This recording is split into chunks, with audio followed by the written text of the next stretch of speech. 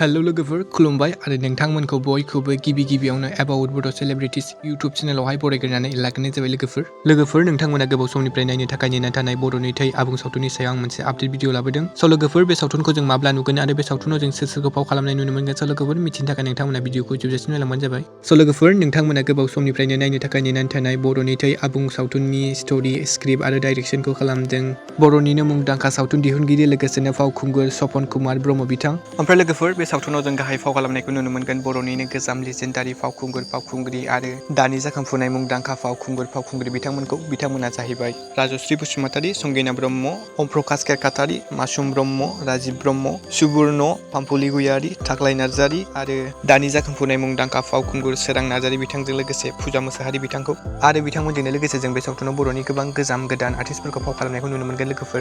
ओमफ्राय लोगोफोर बे सावथुनखौ प्रडिउस खालामदों रोंसार मोसाहारि बिथां।